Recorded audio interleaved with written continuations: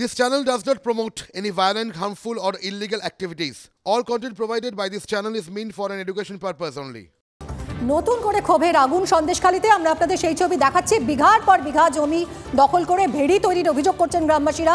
তৃণমূল নেতাদের বিরুদ্ধে ক্ষোভে ফুঁসছে বেড়মজুরের কাছারি বাড়িতে তৃণমূল নেতার ভেড়ির আলাঘর, মানে যে মাছের ভেড়ির জন্য যে পাহারা ঘর, সেই আলাঘরে আগুন লাগিয়ে দেওয়া হয়েছে।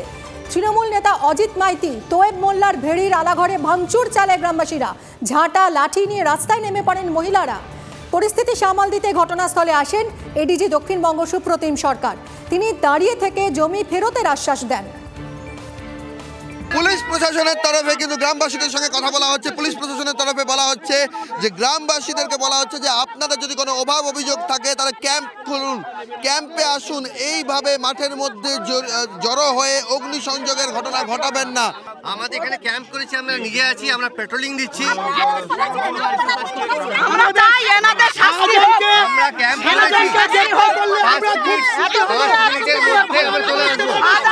দয়া করে আইন নিজে হাতে নেবেন না। শাহজাহানকে গ্রেপ্তার চাই, সিরাজকে গ্রেপ্তার চাই, অজিত মাইতিকে গ্রেপ্তার চাই। আমরা শাহজাহানকে গ্রেপ্তার চাই, সিরাজকে গ্রেপ্তার চাই, অজিত মাইতিকে আমরা গ্রেপ্তার চাই। আমরা ওদের হাতে নেবেন না, দয়া করে আপনারা ঝাঁটা লাঠি নামিয়ে রাখুন। আমরা গ্রেপ্তার চাই,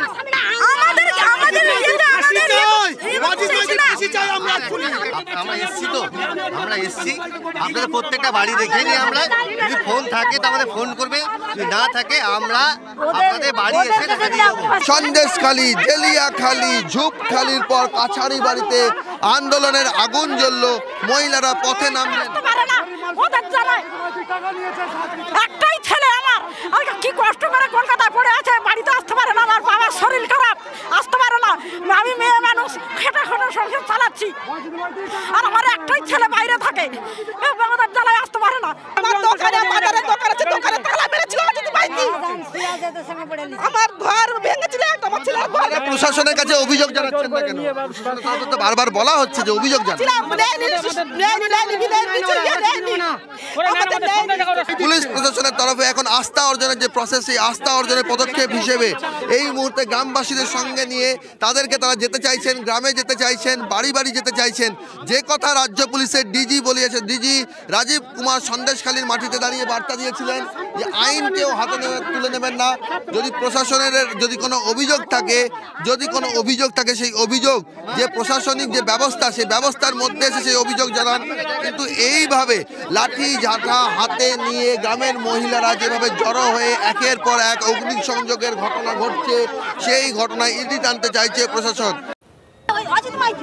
অজিত মাইতি স্বপন বাড়ায়, মান্ড বাড়ায়, ওরা সব আমার শাশুড়িকে এখান থেকে তুলে দিল। বলো তুমি আর কোনো হতে পারবে কেন? কি কারণে? কবে 21 সালের পরে, 21 ভোট হওয়ার পরে কেন? এবার 21 সাল 24 সাল, ঠিক আছে। আগে যেটা হয়েছিল, যদি তখন কেউ অভিযোগ নেয়নি, এখন অভিযোগ নেওয়া হবে এবং আমরা দাঁড়িয়ে থেকে এনশোর করব। আমরা মার খাওয়ার পরে সারা অভিযোগ কার ঘর ভাঙা, নোনা জল, যা যা অভিযোগ প্রত্যেকে এইখানে আজকে ক্যাম্প করে করব এবং আজকে এখান থেকে 144 জারি হবে। 144 জারি হবে, ঠিক আছে। 144 মানে 4 জনের বেশি থাকা যাবে না, তাহলে কেউ কিছু করতে পারবে না। কোথাও আগুন লাগানোটা সমাধান নয়।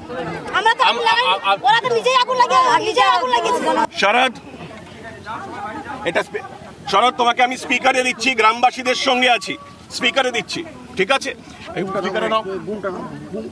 শুনুন, এখানে ডিএম সাহেব আমার ফোনে আছেন। দিদি আপনি শুনুন, আপনারা সবাই শুনুন। ডিএম সাহেব আছেন, ডিএম সাহেবের সঙ্গে আমাদের রেগুলার কথা হচ্ছে। উনি একাধিক ক্যাম্প করেছেন, গত 7 দিন ধরে চলছে। এবং শরৎ, গতকাল যে 9 জনের জমি ফেরত দেওয়া হয়েছে, সেই প্রক্রিয়াটা ওনারা বলছেন আমাদের জমি আমরা কবে পাবো।